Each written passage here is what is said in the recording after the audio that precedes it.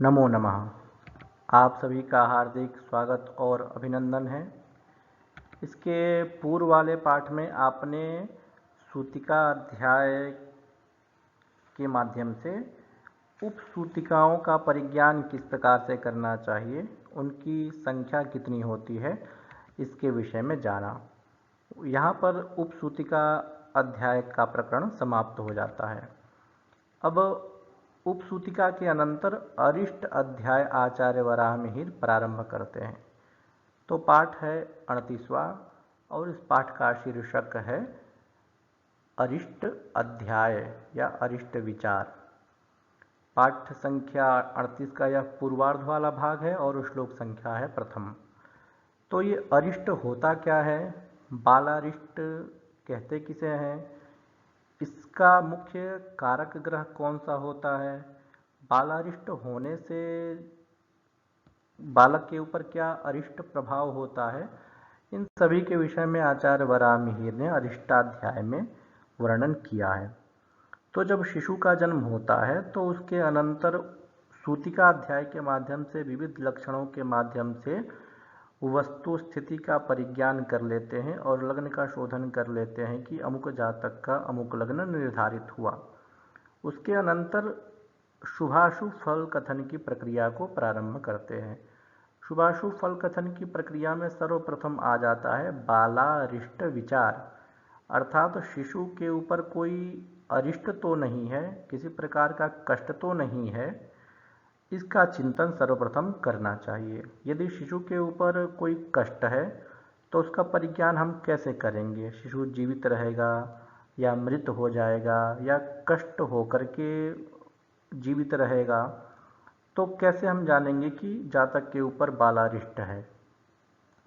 तो उसके विषय में आचार्य वराहमिहिर ने अरिष्टाध्याय में पूरे अरिष्टाध्याय में इस बात की चर्चा की है। तो आप यह प्रथम श्लोक देखें, इसमें सद्यः मरण के योग और 8वें वर्ष में मरण के योग और चतुर्थ वर्ष के अंदर मरण के योग को बताया है। 3 तरह के योगों की चर्चा इस श्लोक में आचार्य वराहमिहिर ने की है।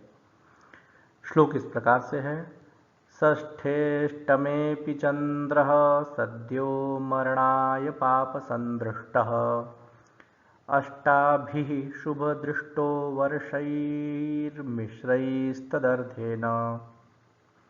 इसके अन्वय को आप देखें, षष्ठेष्टमेऽपि पापसंदृष्टः चन्द्रः सद्यो मरणाय भवति शुभदृष्टः अष्टाभिः वर्षैः मरणाय भवति मिश्रैः तदर्थेन मरणाय भवति।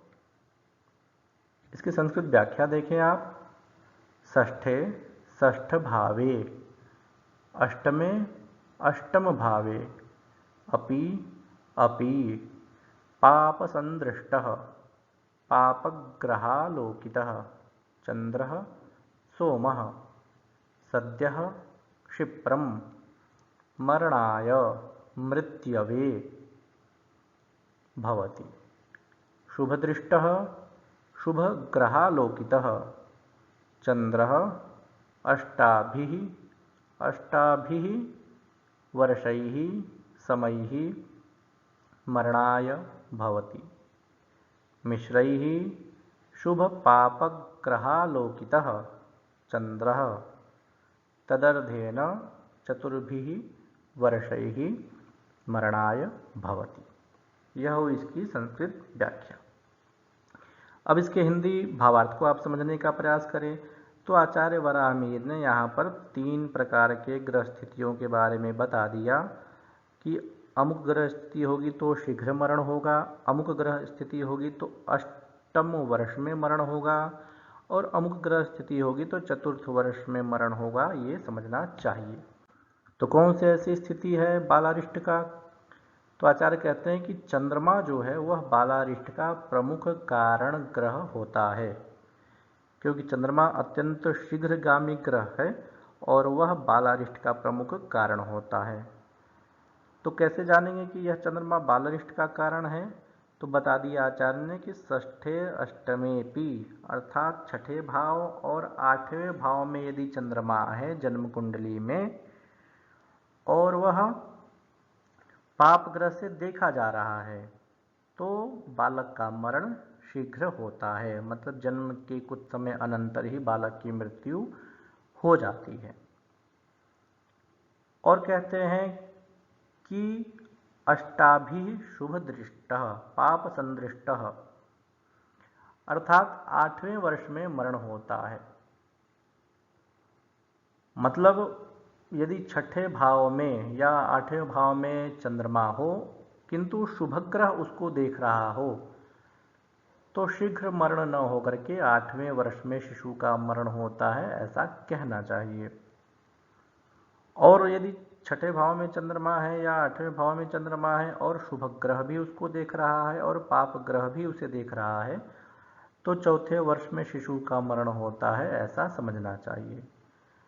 तो शिशु का साक्षात मरण होता है ऐसा नहीं कहना चाहिए, मतलब कुछ कष्ट की स्थितियां बनेंगी, कुछ परेशानी होगी शिशु को जन्म के अनंतर, कुछ छोटे मोटे जो रोग व्याधि होते हैं, पीलिया हो गया या दूध न पीना, जो सामान्य रूप से जो शिशुओं की जो परेशानियां होती हैं वह उसको होंगी, ऐसा आदेश करना चाहिए। आप इस उदाहरण को देखें, इसमें सद्य मरण योग को प्रदर्शित किया गया है। तुला लग्न है और चंद्रमा मीन राशि में है, चंद्रमा षष्ठ भाव में मीन राशि में है। तो जैसा कि पहले बताया कि छठे 8वें में चंद्रमा हो और पाप ग्रह से देखा जा रहा हो, तो आप देखें यहाँ पर शनि मकर राशि में है चतुर्थ भाव में।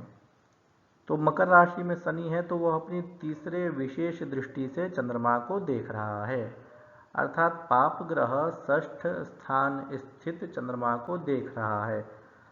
तो ऐसी स्थिति में जातक का मरण शीघ्र होगा। किंतु यही शुभ ग्रह उसे देखे, शनि के स्थान पर चंद्रमा छठे 8वें में बैठा हुआ हो और शुभ ग्रह उसे देखे तो 8वें वर्ष में मरण कहना चाहिए, और दोनों ग्रह देखें तो उसका मरण चौथे वर्ष में होता है, ऐसा समझना चाहिए। बालारिष्ट का प्रमुख कारण वाला जो ग्रह होता है वह चंद्रमा ही होता है। चंद्रमा की स्थिति जन्म कुंडली में यदि कमजोर है तो निश्चित रूप से जातक के ऊपर अरिष्ट है, जातक के ऊपर कष्ट है, जातक को दुख भोगना पड़ेगा। ऐसी स्थितियां जो है चंद्र प्रदर्शित करता है।